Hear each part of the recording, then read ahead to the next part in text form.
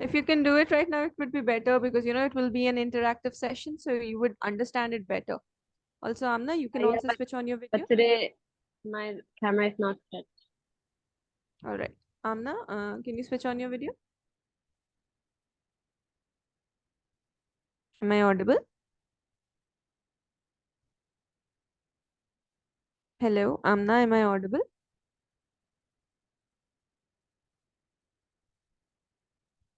Yes, ma'am.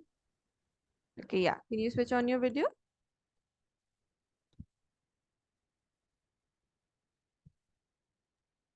Can you see me, ma'am? Sorry, what? Can you see? I can't hear you. Can you see me?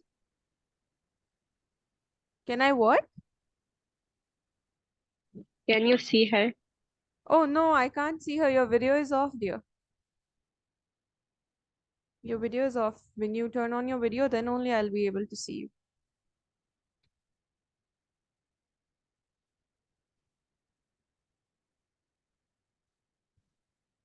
All right. So which chapter is going on in your school, Amna? Fifth chapter, ma'am.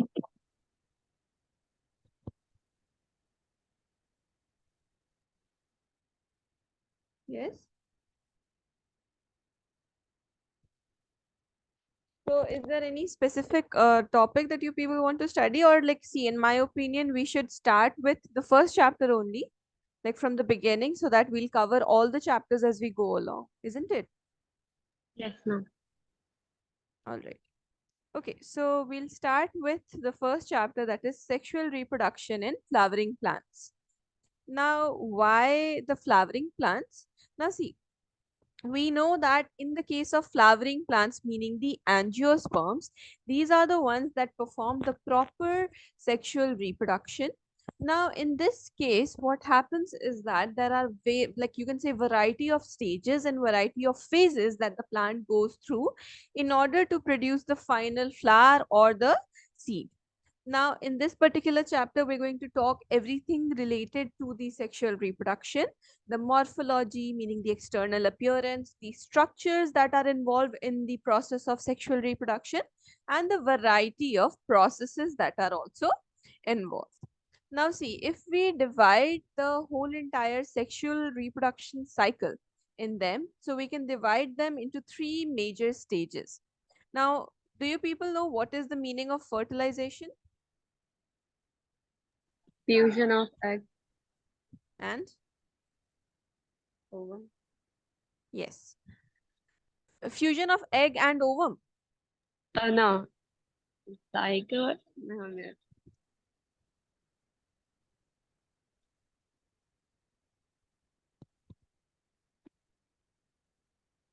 Sperm and ovum. Sperm and the ovum, right? Meaning, in general, the fusion of male and the female gamete results in the formation of a zygote, and that process, the fusion process, is known as fertilization. Now, depending upon that fusion process, the event in the sexual reproduction, it can be divided into three major stages.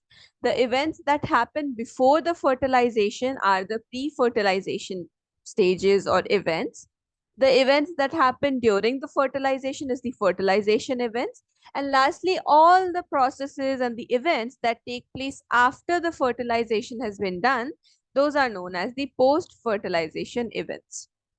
Now, during the pre-fertilization events, what are the things that happen? So first of all, there is gametogenesis.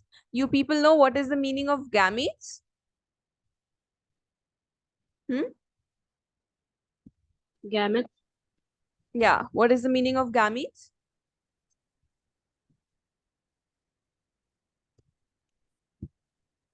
The Yeah, sexual. The sexes. say, speak clearly. Hmm? The sexes. The sexes, no. The gametes are those cells that are involved in the reproduction process. Because of their fusion only, the sexual reproduction will take place. So firstly, in order for the gametes to fuse, the gametes have to be formed. So the first thing that happens during the pre-fertilization stage is gametogenesis. Gameto means gametes, genesis means the formation. So the formation of gametes is known as gametogenesis. Now, after the gametes have been formed, we know that for fertilization to take place, the male gamete has to reach the female gamete.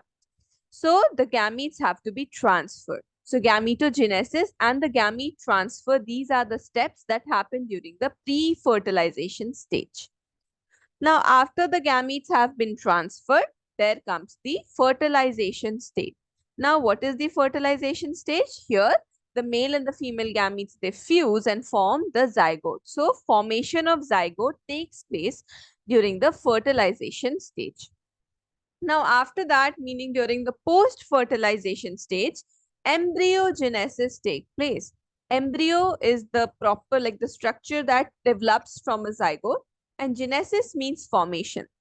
So the formation further on, like like the development of the zygote into the whole entire new organism, that is the plant here, is known as embryogenesis. Now this takes place by two ways, either by cell division and then by cell differentiation. So these are the things that happen during each of these events. Any doubts up until now? Amina, do you have any doubts? No, ma'am. Okay, please be responsive in the class, and see, students, wherever you have doubts, you can ask me, okay? You don't have to feel shy. You don't have to feel like I can't ask. Even if it is a silly doubt, you can ask me. Clear? Yes, ma'am. Okay. Also, no one, please don't note down anything right now. First, you understand. First, you listen, and then I'll give you time to take down the notes, okay? Clear?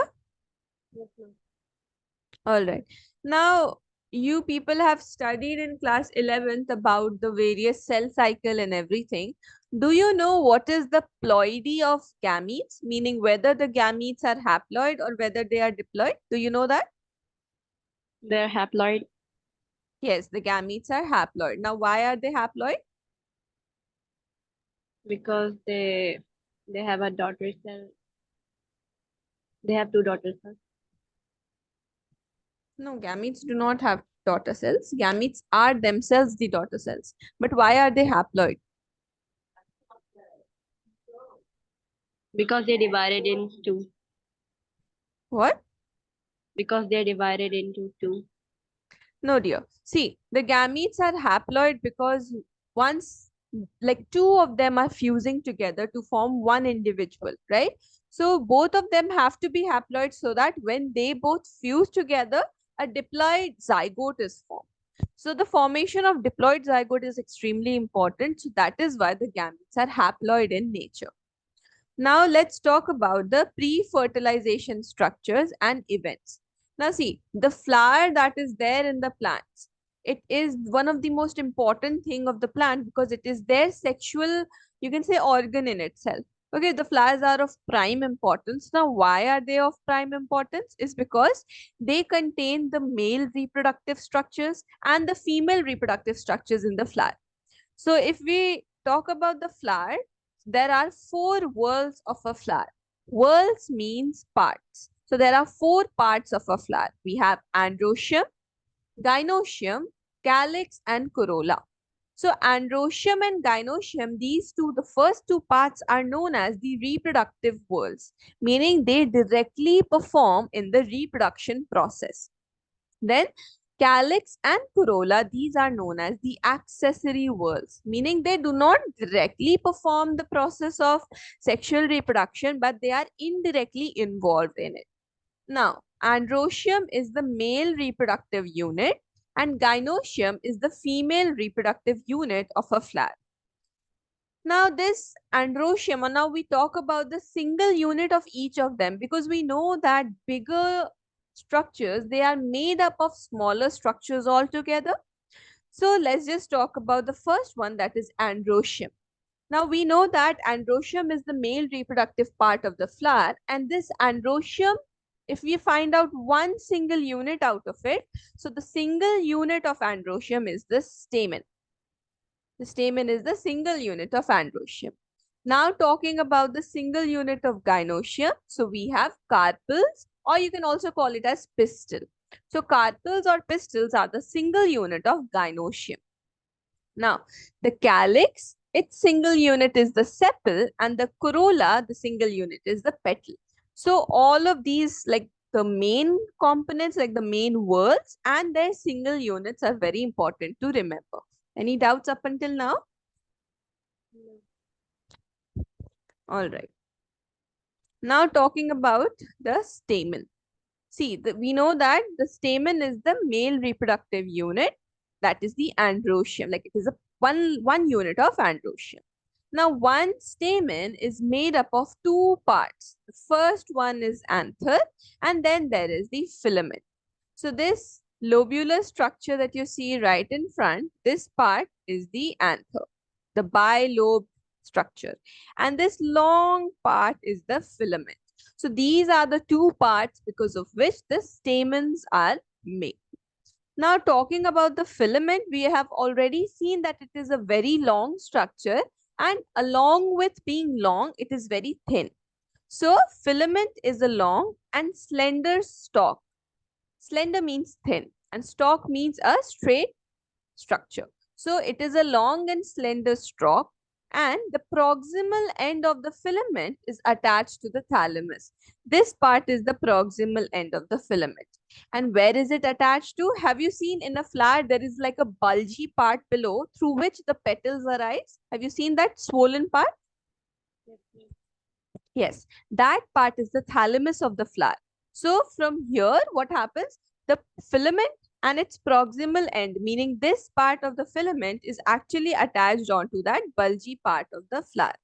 And it can either be attached to the thalamus or it can be attached onto the petal of the flower. So this is about the filament. Now, the number and the length of stamens vary from one flower to another, meaning the stamens can be, you can say, in multiple numbers in one flower, and it can be less in numbers in another flower. So from flower to flower, it varies a lot. Now, talking about the next part of the stamen, that is the anther. Now, anther is a bilobe structure. Now, bilobe means it has two lobes present, and it is a dithecal structure, meaning two theca or two layers are present surrounding it.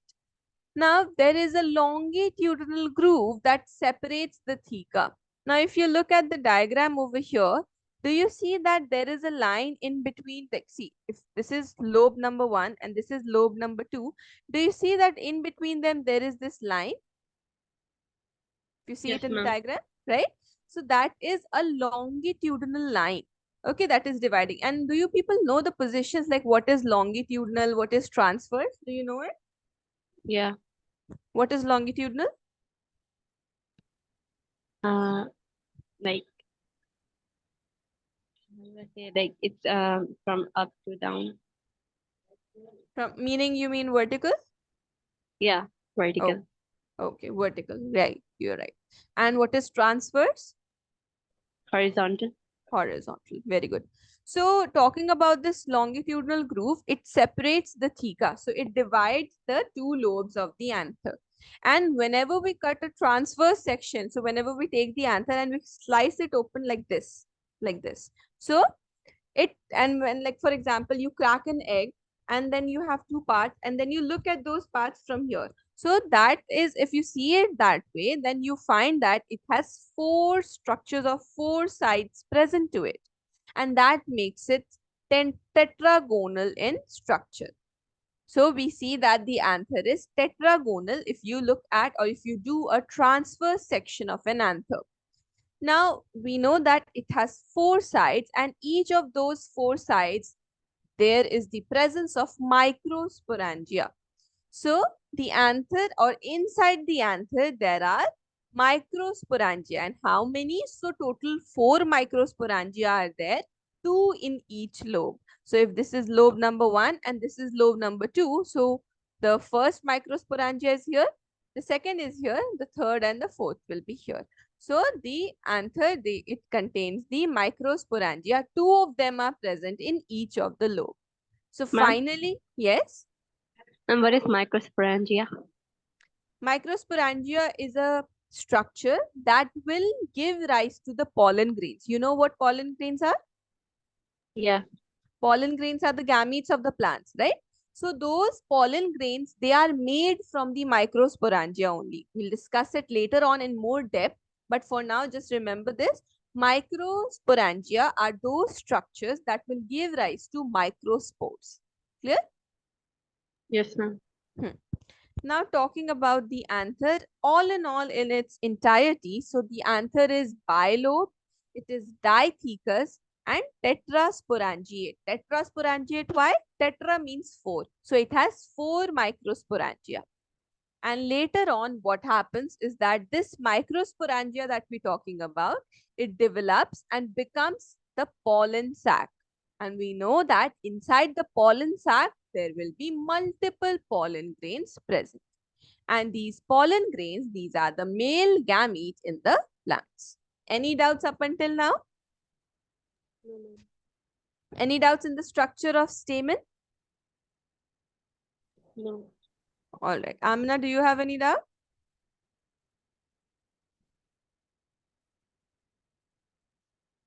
All right. Now we'll talk No, about this. ma'am.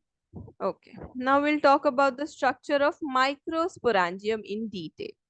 Now, when we do a proper transverse section of a microsporangium, meaning we take one of it and we cut it horizontally, then we find that it appears circular in outline. The outline becomes circular.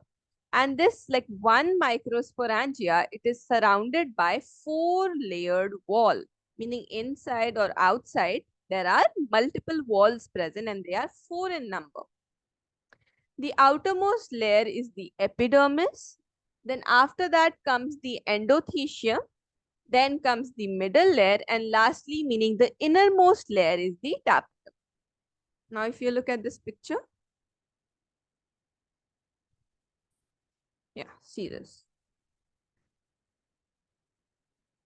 See how the outermost layer is the epidermis. Then after epidermis, the endothecium is coming. Then there are middle layers present. And then the innermost layer is the tapetum.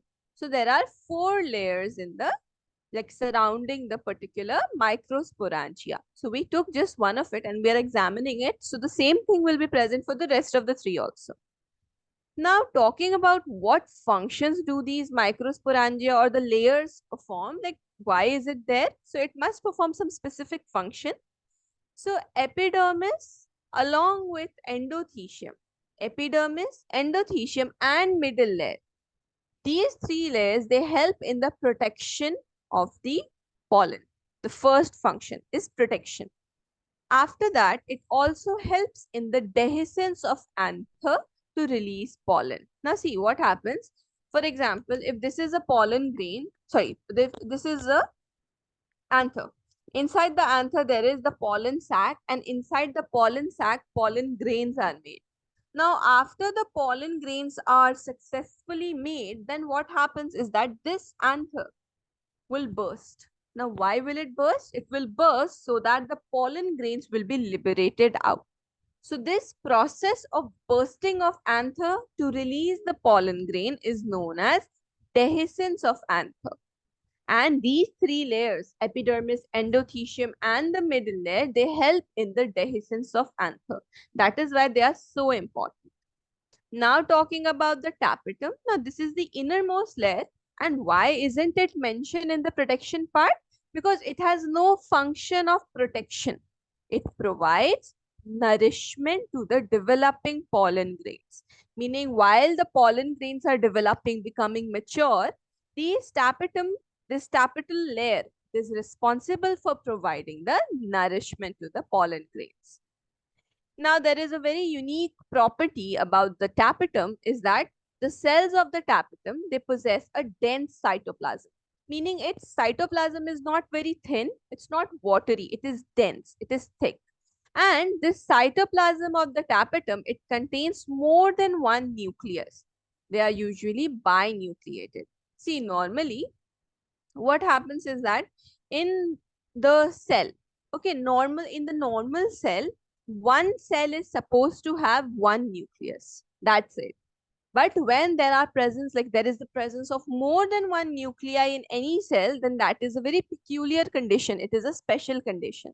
And that special condition is present in the case of tapetum.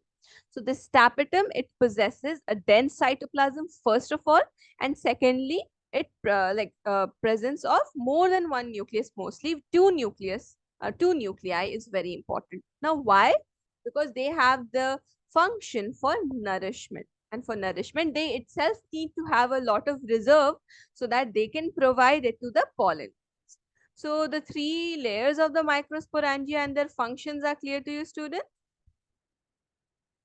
Yes, ma'am. Any doubts? No. All right. Now, lastly, now see what happens is that inside this particular area, if you see here, when we cross the four walls of the this thing microsporangia, then we find the presence of sporogenous tissue. These sporogenous tissues are again of very prime importance. Why?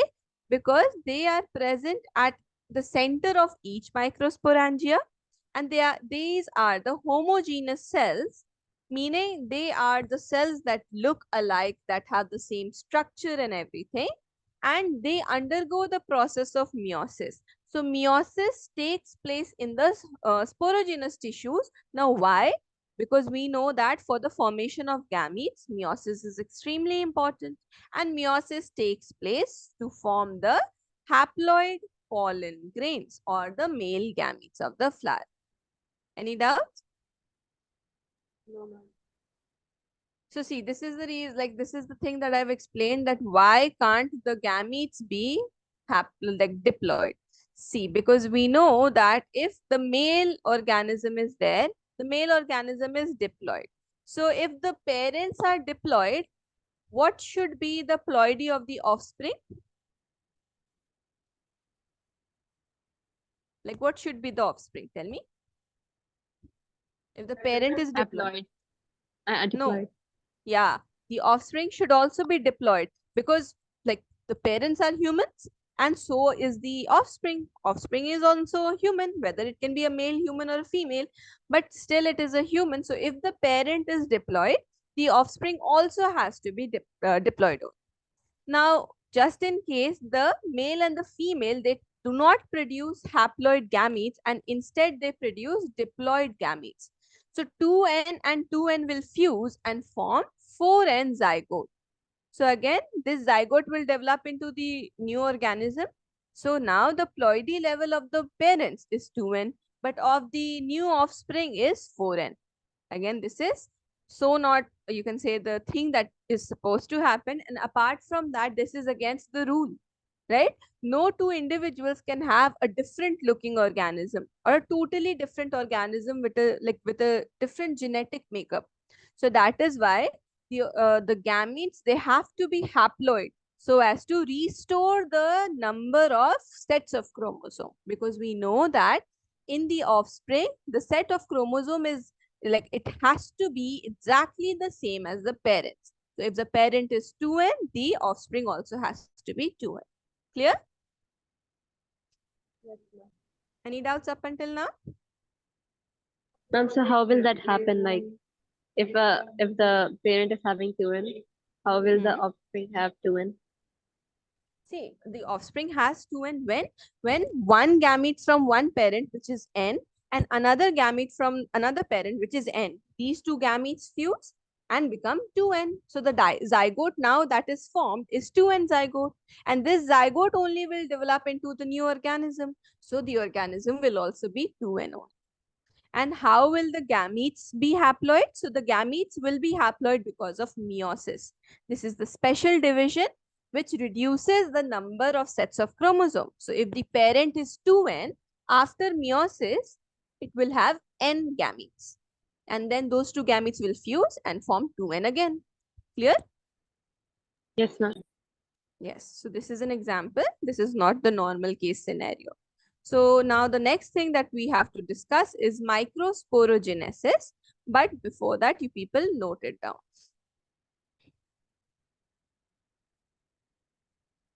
You can note, see in here, I have explained how the ploidy, see, the ploidy means like anyone can ask you a question as to what is the ploidy of anything.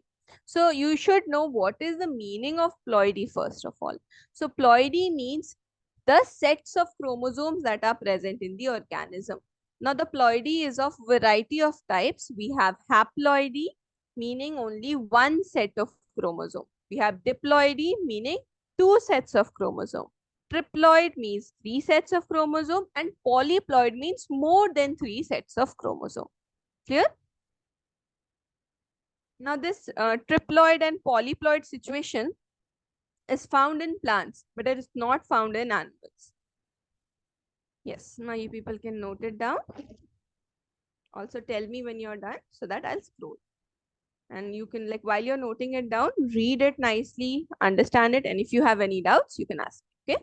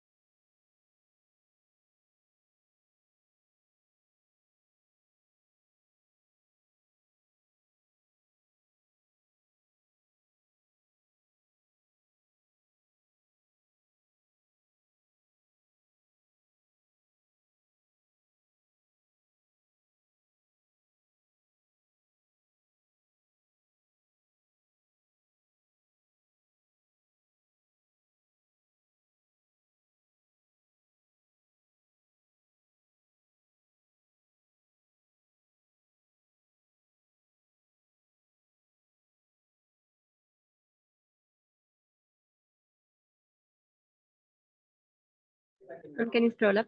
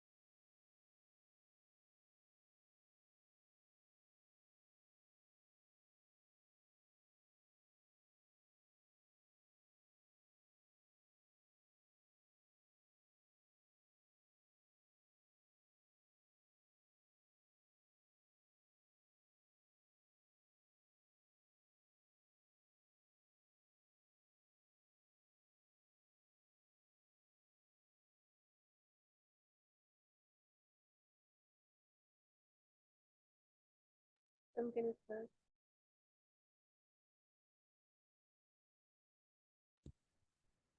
Both of you are done? Amna, you are also done?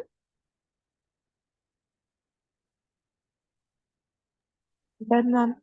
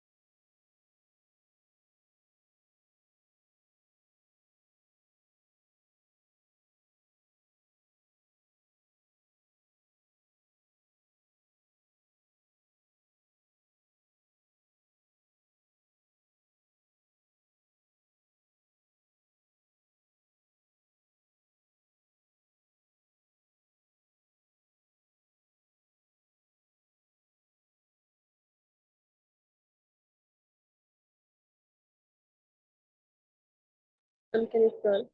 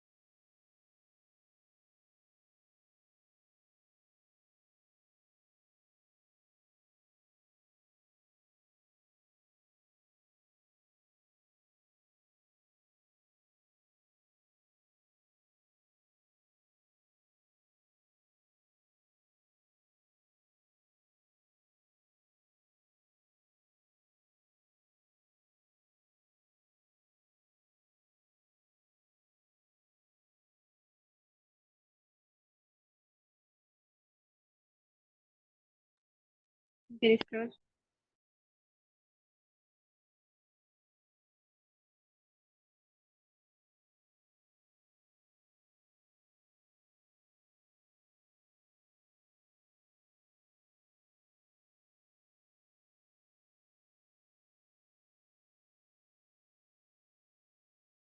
Ma'am, can you scroll?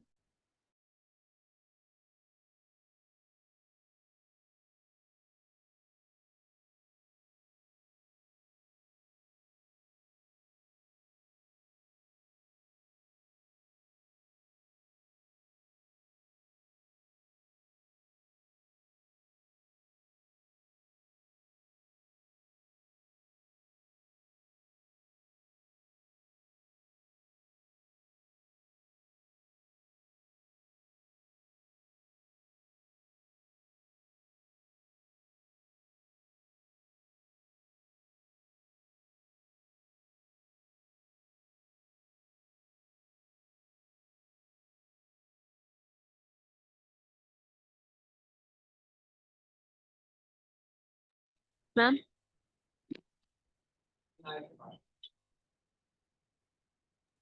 Yes, dear. ma'am, microsporangia is like pollen sac, right? Hmm? Microsporangia is a pollen sac, right? It develops into a pollen sac. It is not initially a pollen sac, but as the development starts taking place, the microsporangia develops and then it becomes the pollen sac. Meaning you can say that it transforms into a pollen sac whenever there is a need for pollen grains to be made.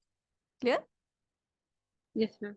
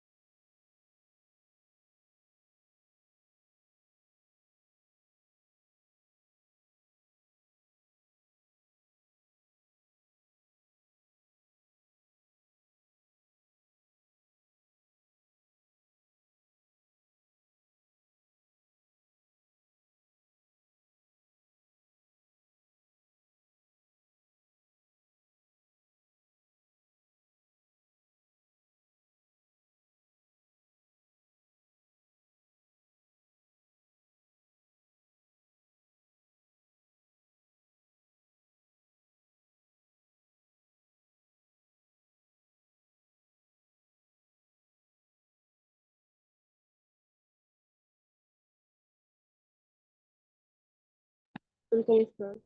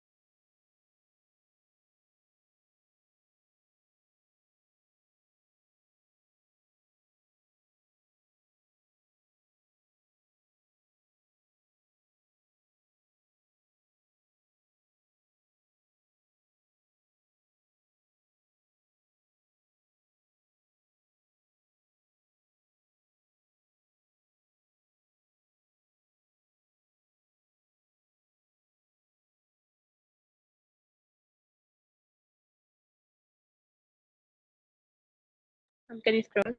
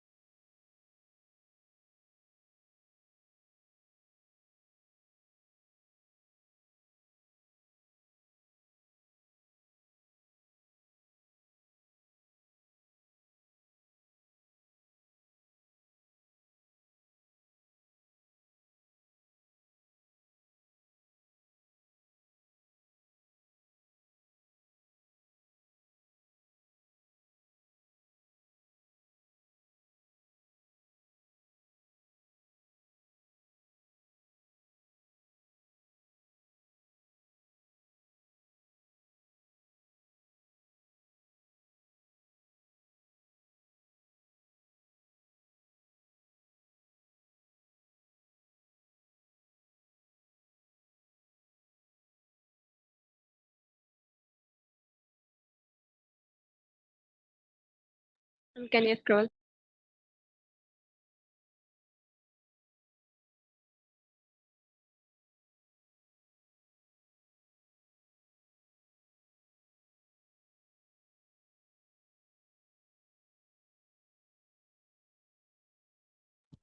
Any doubts up until now? No. Can you Okay. scroll more? Yeah. There is nothing more to write down. First, I Okay, have to good. explain. Yeah. Now, see, as far as like up to until now, we have seen the structures that are important for, you can say, the pre-fertilization event structures. And we are like right now in the male structures of the flower. Now we'll talk about the actual process that is known as microsporogenesis. Now, like, see, in biology, what happens is that whenever you have any doubt as to what the word means, you try to break down the word into the syllables and try to make sense out of it. For example, micro. How, like, in you, how many words can you break this microsporogenesis into? Like, how many syllables? See? Three, right? First, there is micro. Second, there is sporo. And third, there is genesis. Now, see, the word genesis means formation. Wherever it will be there, the word genesis will mean formation. Microsporo. Now, micro means small, tiny, and spore. So, microspore. See, the pollen grains they are known as microspore. So the formation of microspores in the microsporangia will be called as microsporogenesis. Now, if we look here, the process of formation of pollen grains. The pollen grains are the microspores only. So the process of formation of the pollen grains from the pollen mother cell through the process of meiosis is known as microsporogenesis. Now, as the anther develops, the cells of the sporogenous tissue, they undergo meiotic division to form microspore tetrad. Now, see, we know that sporogenous tissue is present in like inside the microsporangia, right? And then those sporogenous tissues, they are responsible for undergoing the process of meiosis to form microspore tetrad. Now, what happens is that this microsporogenesis firstly divides by the process of mitosis and forms the microspore mother cell. This microspore mother cell undergoes meiosis and forms the microspore tetrad. And then those tetrads, they become the pollen grain, meaning each of those, like tetrad means four. So each of those form four pollen grains. So this is how initially the microsporogenesis happens. Clear? Any doubts up until now? Can you repeat the sporogenous tissues? Yeah, see, the sporogenous tissues, these are the ones that are present at the center of the microsporangia. Now, what they do is that first of all, they divide by the process of mitosis and they give rise to microspore mother cell. You can also call it as pollen mother cell. And then this, like the pollen mother cell, it undergoes meiosis and forms the microspore tetrad. See, this diagram is of tetrad. First, dyad is formed, meaning two cell stage, and then there is four cell stage form. And then each of those four cells become the pollen grains. Clear? Yes, ma'am. Yes. So for today, we'll keep it till here only. And now in the next class, we'll continue with how the microsporogenesis takes place and then what are the modifications that happen. Clear? Is there Yes, ma'am. anything you people want to ask me? Ma'am, the one we did before this division of Hmm. parents to the offspring, that one's meiosis, right? Hmm. Meiosis. So what's the difference in this one and that one? Which one? The one we were doing the microsporogenesis. See, microsporogenesis is the whole entire process. In that, meiosis takes place. Meiosis is the reason. See, we'll discuss more about it because the time is running out. But just to let you know, the meiosis happens so that the number of chromosomes can be decreased to half. Mitosis increases the number of cell. Meiosis decreases the number of chromosome. Clear? Yes, ma'am. Yes. Okay. Also, students, before the next class, please see that your videos are like the camera is working fine, so that from the next class you people have to switch on your videos. Okay? Because this feels like I'm teaching myself.